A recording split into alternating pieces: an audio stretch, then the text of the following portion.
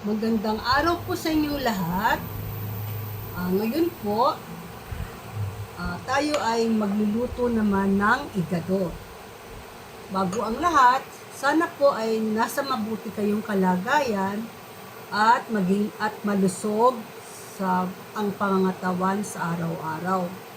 Dalangin ko po ang inyong pang-araw-araw na kabuhayan. Sana maging maayos po kayong lahat, sama po ng inyong pamilya. Sa araw na ito po, tayo po ay magluluto ng igado. Ang mga ingredients po ng igado ay bawang po, isang buong bawang, sibuyas po, dalawang medium size lang po, bell pepper, what's this? Liver spread po, green peas, nasa lata, at ang atin pong ibinabad ko po ito kagabi para minarinate ko na po siya sa toyo at saka kalamansi para makuha po niya yung lasa ng toyo at kalamansi para mas lalo pong malinamnam at masarap ang ating igado. Ngayon po meron tayong atay, pork liver po ito. Konti lang po para hindi po masyadong pumait yung inyong igado. So, ang gagawin ko po ay huhugasan ko muna. Ito po ay binabad ko sa suka ang pork liver para po mawala ang lansa. So, huhugasan po natin to para po mawala yung lansa. Tsaka itatapon ko po yung pinagbabarang kong suka. Ano po? Ano po? Ngayon, umpisahan po natin sa pagigisa ng bawang at sibuyas.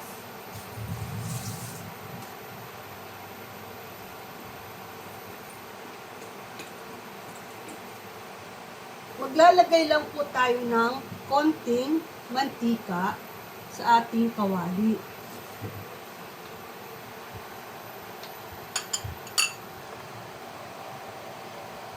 Konti lang po mantika. Huwag po marami. Siguro po mga ganito lang po kadami. Ganyan lang po kadami. Huwag po marami. Spread po natin.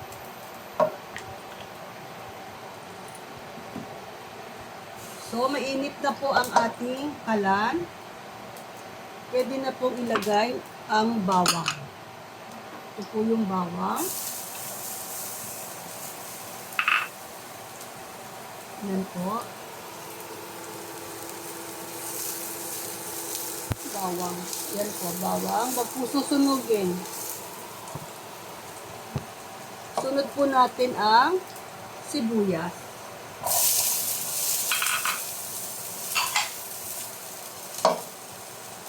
Yan po ang sibuyas. Haluin lang po.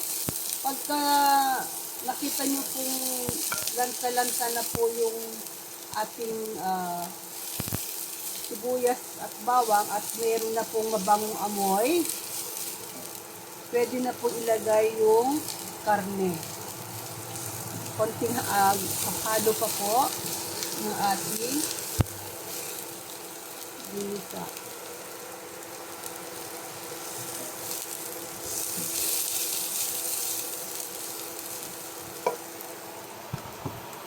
Sunod na po natin ang karne.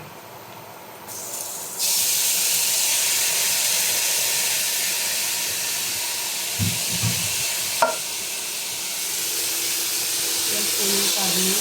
Halu-haluin lang po para magisa ng maayos. Halu-haluin.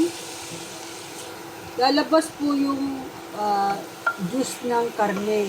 So, dagdagan po natin ang temperature ng ating kalan. Dagdagan para mabilis po siyang lumambot. Gigisa-gisa lang po natin.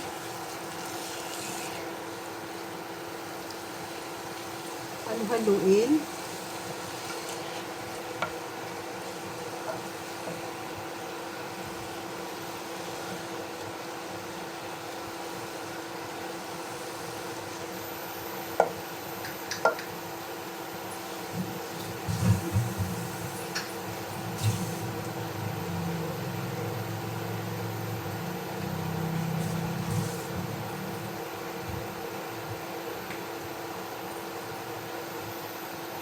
Takpan po muna.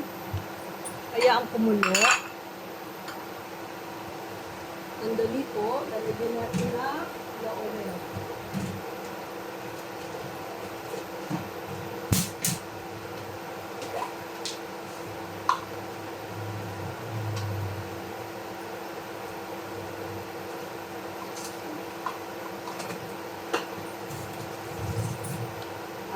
Mga 4 lang po dahon ng laurel. Yun po yung dahon. Yun po ang ihulog natin sa ating karne.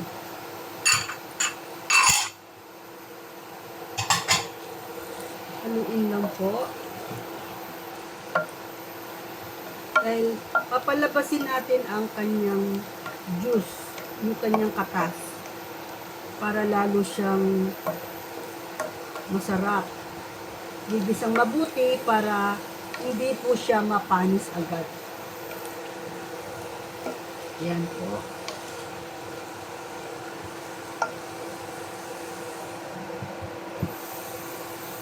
Pabayaan lang kumulo ng konti. Ngayon po yung ating liver kanina, yung liver po ito, uhugasan po natin para mawala ang lansa.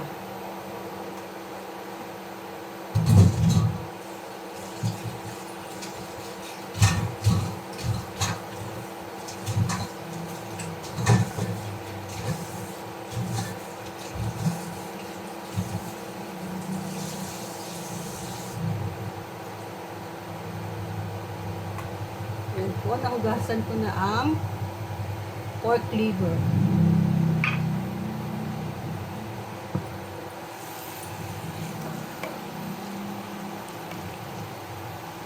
Ngayon po, naigisa na natin siya. Lalagyan na po natin ng sabaw.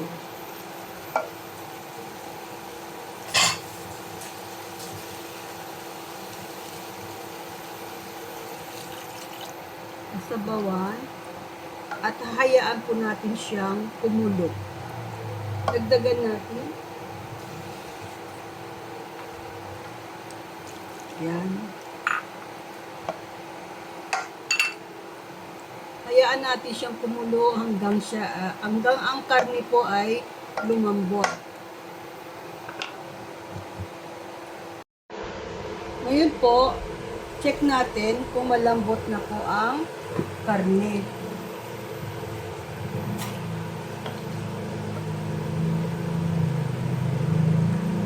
Medyo matigas pa po, kaya dapat po ay pakuluan pa ng konti. Matigas pa siya.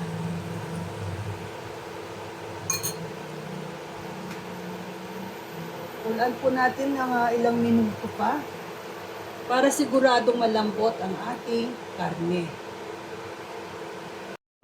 Lalagyan din po natin siya ng cubes. Chicken cubes ang ilalagay ko kasi mas masarap po siya. Konti lang, isa lang po. Halu-haluin.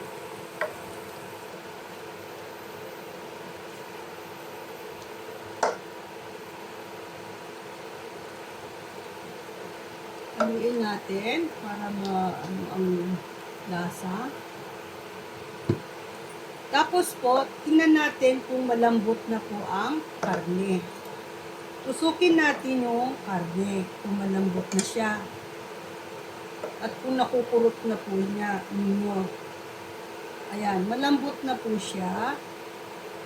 So, isasabay na po natin, ilalagay na po natin yung mga matitigas, katulad ng patatas at carrot. Ayan po.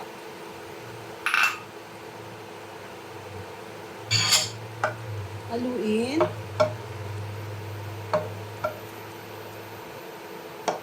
Lagay na rin po ang guisantes.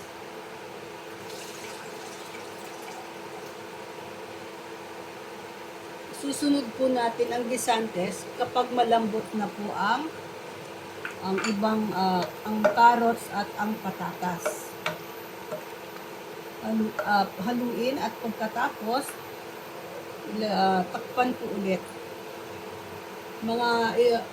After 5 minutes po, check natin kung malambot na po yung patatas Then, pwede na po ilagay ang guisantes. Ito po yung guisantes, yung peas po siya, green peas po na nasa lata.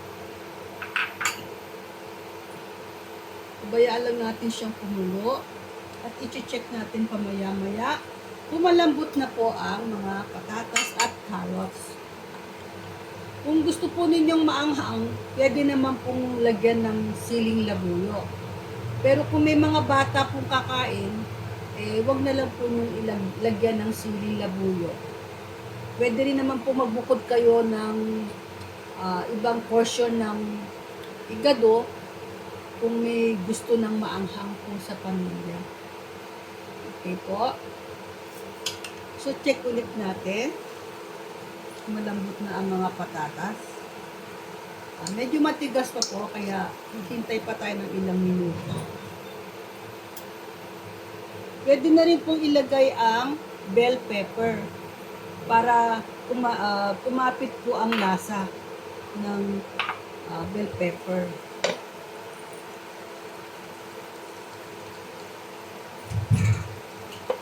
Haluin.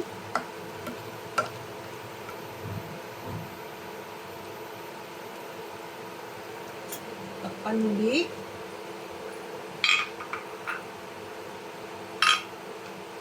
Hintayin natin lumambot ang patatas. Siguro mga 5 minuto pa. Pagkatapos po, pwede nang ilagay ang inugasang liver na binabad sa suka para hindi po malansa. Ito po, salagyan po natin siya ng liver spread para mas lalong masarap.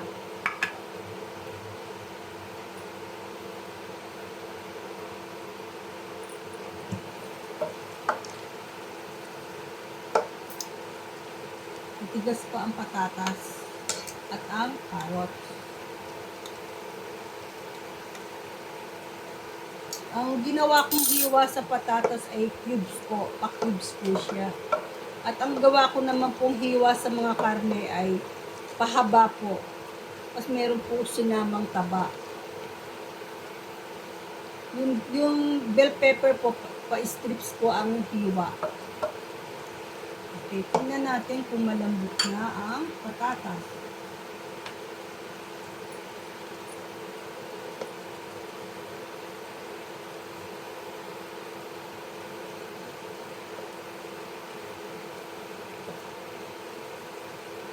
Medyo matigas pa. At konti na lang. So, pwede na po ilagay ang guisantes. Haluin.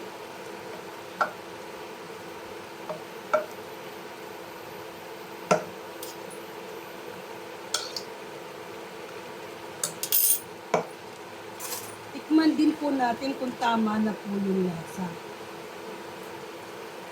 Okay. Pwede rin po ilagay na ang itong liver, pork liver.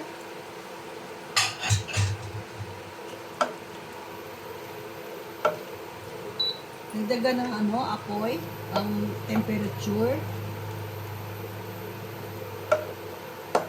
Lagay natin ang pork liver. Ito po, yung liver spread. Isang lata po ang ilalagay ko para mas lalong masarap at malinamnam.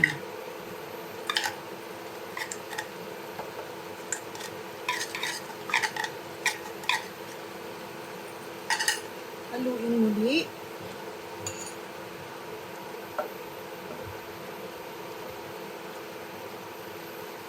Kaya hinuli ko po ang pork liver kasi po hindi pwedeng ma-overcook po yun.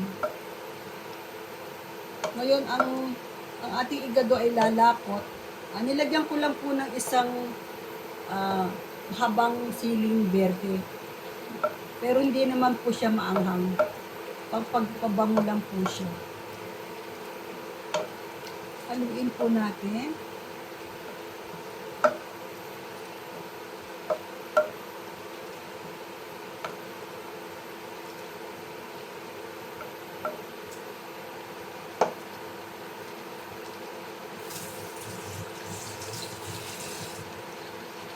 Titikman po natin. Okay, medyo okay na. Lagyan po natin ng konting asukal.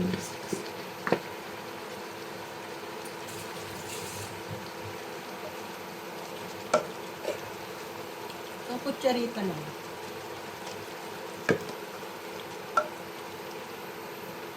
Hindi ko po siya nilagyan ng paminta. Nasa sa inyo po yun kung gusto nyo may paminta.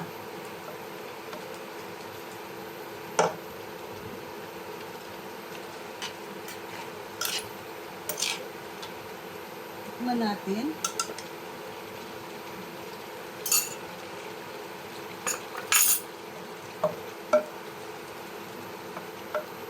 Papatuyuin po natin ng konti dahil medyo masabaw po siya. Tingnan na natin kung malambot na ang mga ibang ingredients. Medyo malambot na. Ang karne, malambot na rin.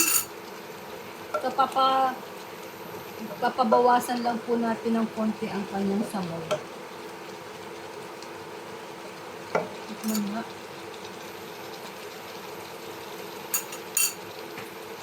Lalagyan po natin ng konting suka. Konti lang po.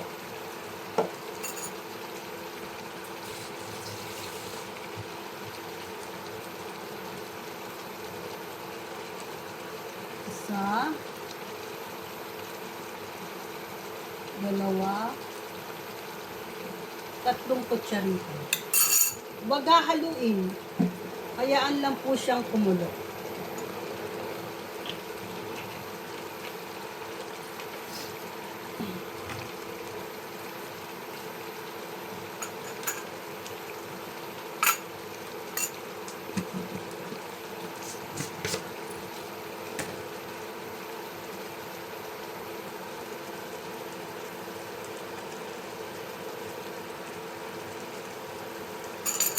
Minsan-minsan.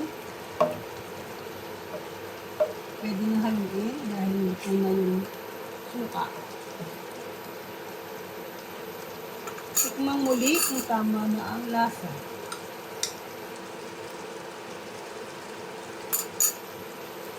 Masarap. Masarap. Sige. Papaanuhan lang po natin ng konti ang sabaw. Hayaan natin kumunti ang sabaw niya. At siya ay luto na.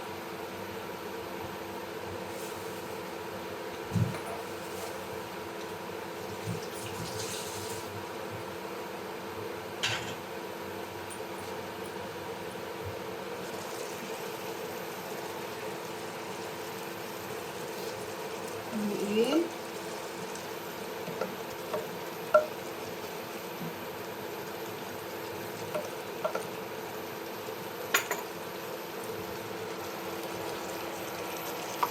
Yan po.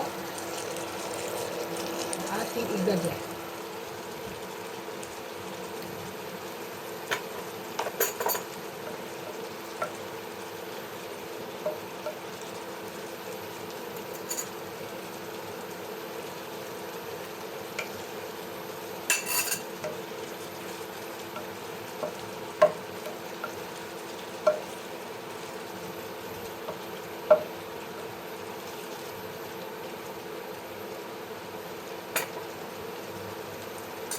Final tikman ang sabaw. Final tasting. Okay. Napakasarap. Okay. Iwasan ang apoy, ang temperature. Hayaang kumulo mga 5 minutes para mabawasan lamang ang sabaw. Pero nasa sa inyo po yun kung gusto niyo ng masabaw, lalo kung marami po kayo sa family.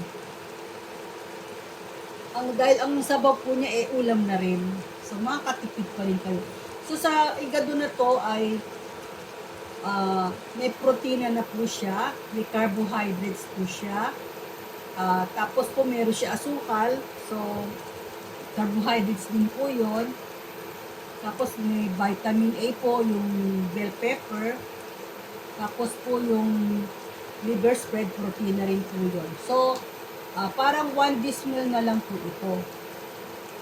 Ito po ay pwedeng ihanda sa fiesta or birthday o sa isang special occasion. Kung may bisita po kayo, pwede po ninyong ihanda ang igado. Ito po ay napakasarap na recipe. Sana po nag-enjoy kayo sa aking niluto sa araw nito. Kung meron pong advertisement, wag na po ninyong skip para po sa ekonomiya. So, paki-like and subscribe po ang aking channel, Kusina ni Sylvia. So, marami pong salamat muli sa inyong panonood sa aking recipe sa araw nito. Sana po sa susunod nating muling pagkikita ay magustuhan ninyo ang aking ipapakitang iluluto. At sana lagi i-follow po ninyo ako. At please like and subscribe po. Marami pong salamat sa inyong panonood. Sana po kayo ay nag-enjoy din sa aking pinakitang recipe sa araw nito, ang igado. God bless you po at sana po lagi kayong maayos at maging malusog sa araw-araw. Thank you po.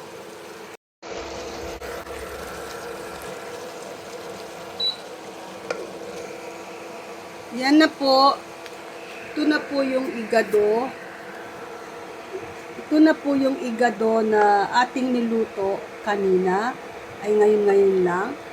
So, sana po ay masarapan din kayo sa lulutuin ninyo. Dahil ito po ay napakasarap. Maraming salamat po sa inyong panonood sa aking iniluto ngayong araw na ito, ang igado.